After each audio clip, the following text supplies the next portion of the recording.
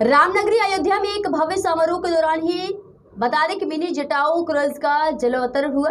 इस मौके पर प्रदेश सरकार में पर्यटन एवं सांस्कृतिक मंत्री जयवीर सिंह ने वैदिक मंत्रोच्चारण के बीच इस नवनिर्मित क्रूज को आम जनता के प्रयोगार्थ समर्पित किया।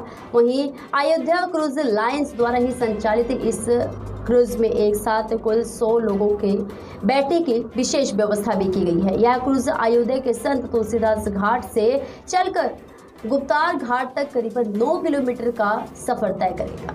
लगभग आपको बता दें कि 18 किलोमीटर का सफर 2 घंटे में यह क्रूज तय करेगा। इस क्रूज में यात्रियों को पूर्वांचल के विभिन्न पकवान उपस्थित होंगे।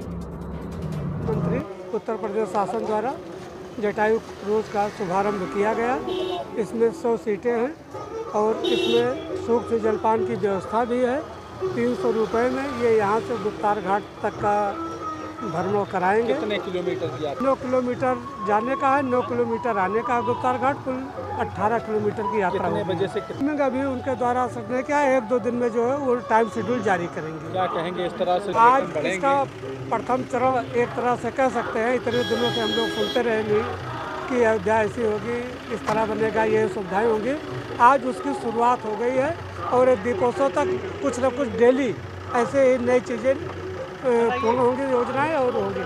सर अभी होटलों पर ज़्यादा, होम स्टे पर होटलों पर ज़्यादा इसका जो है हम लोगों का जोर है कि ज़्यादा से ज़्यादा कमरे और रेस्टोरेंट यहाँ पर आ जाएं ताकि जो पर्यटक हमारे आएँ उनको। सायंकाल नया घाट से जटायु क्रूज का जलावतरण हुआ है और इसके लिए माननीय मंत्री जी, पर्यटन मंत्री जी ने इसका जलावतरण किया है।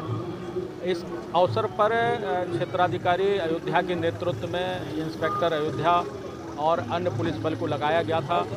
जल पुलिस पहले से ही यहाँ काम कर रही है, उनको भी लगाया गया था और इसके अलावा हमने रस्सा पार्टी और पीएससी की ड्यूटी लगाई थी।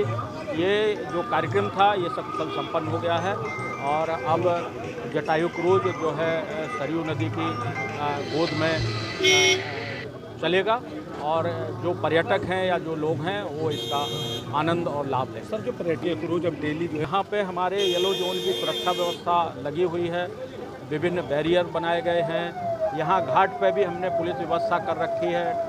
हमारे जो टावर हैं उन पर पुलिस बल लगाया गया है। इसके अतिरिक्त जो इनकी जेटी बनेगी उस पर हम लोग पुलिस बल का प्रबंध करेंगे और इस तरह रूप से भव्य अयोध्या, दिव्य अयोध्या, विश्व स्तरीय नगर अयोध्या बनने जा रहा है। पूरे विश्व की निगाहें इस समय अयोध्या की ओर हैं।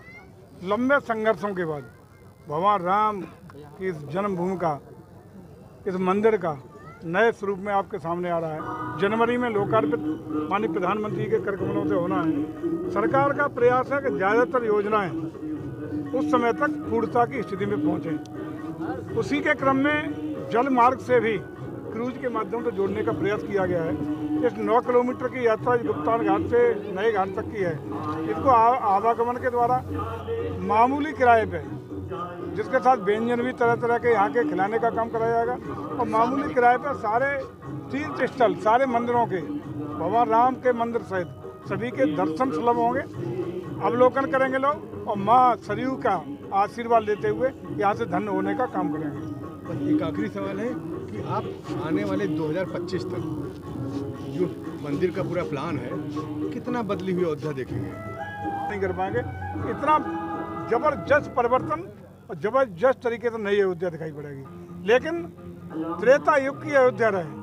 हमारे मूल जो त्रेता युग की धारणा थी, हमारी सनातन संस्कृति की अयोध्या दिखाई पड़े, धार्मिक अयोध्या दिखाई पड़े, इसकी भी चिंता सरकार कर रही है। उसमें कोई परिवर्तन स्वरूप में नहीं आने दिया है। उसी का चुनाव के जो भी परिणाम है तो सहज स्वीकार करते हैं। हम लोग विपक्ष नहीं है कि जीत गए बहुत अच्छा हम लोगों ने उपलब्धि हासिल कर ली, अगर हार गए तो ईवीएम में गड़बड़ी हो गई, राज्य निर्वाचन आयोग ने हरा दिया, प्रशासन ने हरा दिया, शासन ने हरा दिया, ये बातें नहीं करते। हम सहज स्वीकार करते हैं। उन चीज़ों पर किन कारणों से हम लोग हारे, इस पर विचार करेंगे, समीक्षा करेंगे और इन चीज़ों की पुनरावृत्ति न हो इसका प्रयास करेंगे। और साथ ही एक और आश्वस्त कर देना चाहते हैं कि जिस प्रकार से आदरणीय योगी जी, मोदी जी के इस रिजीम में लोक कल्याणकारी योजनाओं को लेकर, विकास को लेकर के, आंतरिक सुरक्षा को लेकर, कानून और व्यवस्था उत्तर प्रदेश में इसको लेकर के आम जन पूरी तरह संतुष्ट है और जनता का आशीर्वाद 2024 में आदरणीय योगी जी मोदी जी को मिलने वाला है, भाजपा को मिलने वाला है। हम उत्तर प्रदेश की 80 की 80 सीटें जीत करके मोदी जी को तीसरी बार देश का प्रधानमंत्री बनाने के लिए जनता यहाँ की कमल गिराने का काम करेगी, इससे भी निश्चित है। इसकी चाहे उद्घाटन की बात हो या अगला दीपोत्सव की बात हो, पिछले दीपोत्सव में 17.5 लाख दिए जला करके हम लोगों ने Guinness book of world record बनाने का काम किया था। अपना ही रिकॉर्ड फिर तोड़ेंगे, नया रिकॉर्ड बनाएंगे और इसके साथ ही साथ और भव्यता दिव्यता देने का काम करेंगे। और लोकार्पण का कार्यक्रम इस तरह का होगा कि देश और दुनिया के जो भी राम भक्त हैं